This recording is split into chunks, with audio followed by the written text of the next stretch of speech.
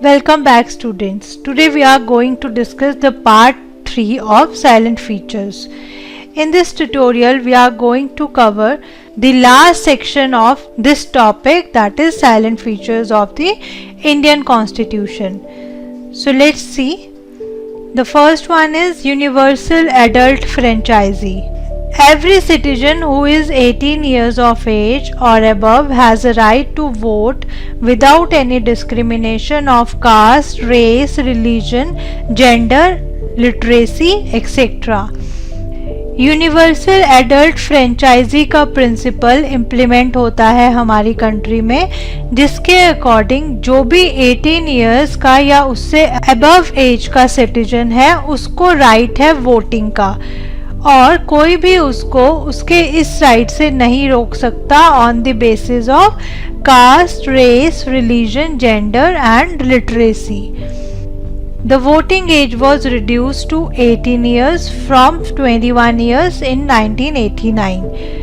पहले voting as थी 21 years, but 61st constitutional amendment act आया था 1988 में, जिसमें जो ये वोटिंग एज है वो रिड्यूस कर दी गई थी 18 इयर्स, और इस एक्ट को इम्प्लीमेंट करवाया गया था 1989 में. तो तब से अभी तक जो एज है वो है 18 years above. So this is universal adult franchisee. Let's see the next, that is single citizenship. हमारी कंट्री में एक ही सिटीजनशिप मिलती है, दैट इज इंडियन. अगर हम यूएसए की बात करें तो वहाँ पे डबल सिटीजनशिप है, और you can say dual citizenship है. वहाँ पे फेडरेशन की अलग सिटीजनशिप है और स्टेट की अलग सिटीजनशिप है, लेकिन हमारी कंट्री में ऐसा नहीं है. अगर कोई सिटीजन चंडीगढ़ में रहता है तो उसको भी इंडियन सिटीजनशिप ही मिलेगी, और अगर कोई दूसरा है जो दिल्ली रहता है तो उसको भी सिटीजनशिप इंडियन ही मिलेगी. ऐसा नहीं है कि चंडीगढ़ वाले को चंडीगढ़ के लिए अलग सिटीजनशिप होगी और कंट्री के लिए अलग, और दिल्ली वालों को दिल्ली के लिए अलग सिटीजनशिप और कंट्री के लिए अलग. बट इस तरह की सिटीजनशिप यूएसए में है. जैसे यूएसए में कोई सिटीजन है जो टेक्सास का है तो उसे टेक्सास के लिए अलग सिटीजनशिप मिलेगी और यूएसए के लिए अलग, तो डुअल सिटीजनशिप है वहाँ पे. लेकिन हमारी कंट्री में ऐसा नहीं है, और अगर वो टेक्सास से लेट से कैलिफोर्निया चला जाता है तो वहाँ पे उसे अपने सिटीजनशिप चेंज करवानी पड़ती है. So this is for single citizenship. Let's see the next, that is independent bodies. हमने अभी तक डिस्कस किया 3 बॉडीज के बारे में. First is legislative body, executive body और जुडिशरी बॉडी. इन 3 बॉडीज के अलावा भी कुछ और इम्पॉर्टेंट बॉडीज हैं, और ये जो बॉडीज हैं ये इंडिपेंडेंट बॉडीज हैं. इन पे लेजिस्लेटिव, एग्जीक्यूटिव और जुडिशरी की इंटरफेरेंस बहुत ही लिमिटेड होती हैं. So let's see the independent bodies. First one is Election Commission of India. Election Commission of India parliament के इलेक्शन, स्टेट लेवल के इलेक्शन, प्रेसिडेंट के इलेक्शन, वाइस प्रेसिडेंट के elections, ये सभी कंडक्ट करवाता है. Second one is controller and auditor general of India. State और centre government के जितने भी एक्सपेंस होते हैं उनको ऑडिट करने का काम controller and auditor general of India के पास होता है. ये फंड्स को सैंक्शन नहीं कर सकता, ये सिर्फ ऑडिट ही करता है. That is why he is known as guardian of public purse. Next is Union Public Service Commission, UPSC. ये बॉडी एग्जामिनेशन को कंडक्ट करवाती है और कुछ इम्पोर्टेंट अपॉइंटमेंट्स में भी एडवाइस प्रोवाइड करती है. The next is state public Service commission. State public Service commission state के लेवल के एग्जामिनेशन को कंडक्ट करवाती है, और यूपीएससी सेंटर लेवल एग्जामिनेशन को कंडक्ट करवाते हैं. तो ये है इंडिपेंडेंट बॉडीज हमारे कॉन्स्टिट्यूशन में. Next is emergency provisions. ये प्रोविजंस एक्स्ट्रा ऑर्डिनरी सिचुएशन के लिए ऐड किए गए हैं कॉन्स्टिट्यूशन में. इन प्रोविजंस के अकॉर्डिंग सेंटर के पास ही सारा कंट्रोल आ जाता है जब भी कोई इमरजेंसी डिक्लेयर करनी हो। Basically there are three types of emergency. First one is national emergency. National emergency article 392 के अंडर डिफाइंड है। अगर कभी कोई वॉर हो जाती है, कोई अटैक हो जाता है या फिर आर्म्ड रेविलियन हो जाए, उस टाइम पे नेशनल इमरजेंसी को डिक्लेयर किया जाता है। The second one is state emergency.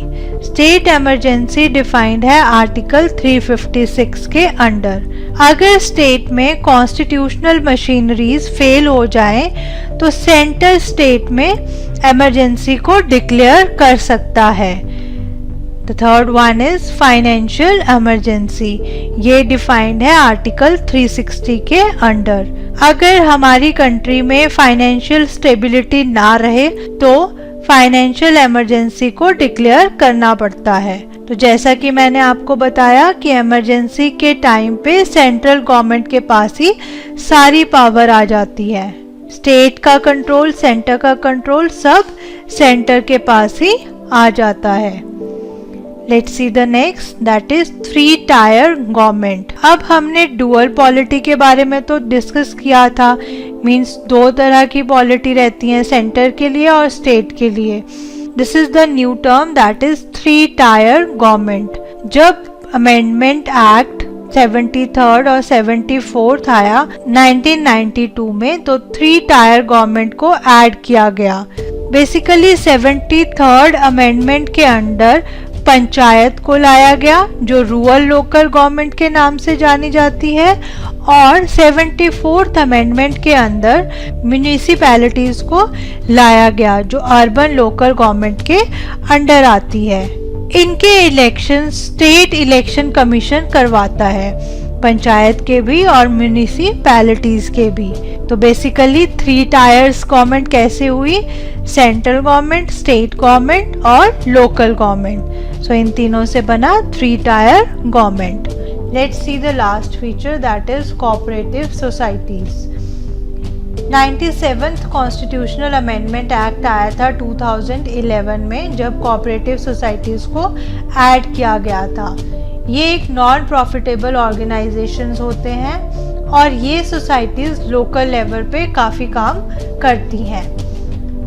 So let's see some articles जिसमें इन सोसाइटीज के बारे में डिफाइन किया गया। Article 19, right to form cooperative societies a fundamental right. इस आर्टिकल के अकॉर्डिंग कोऑपरेटिव सोसाइटी को फंडामेंटल राइट्स में डाला गया।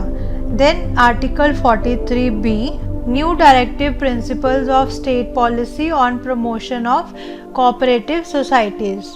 इसके according new directive principle of state policy को ऐड किया गया कोऑपरेटिव सोसाइटीज को प्रमोट करने के लिए।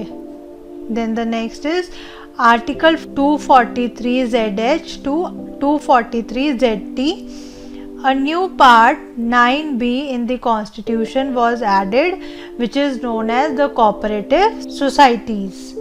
तो ये नया पार्ट कॉन्स्टिट्यूशन में ऐड किया गया जिसको कहा गया the cooperative societies. So I hope all the features of the constitution are clear to you. Here I am wrapping up this lecture.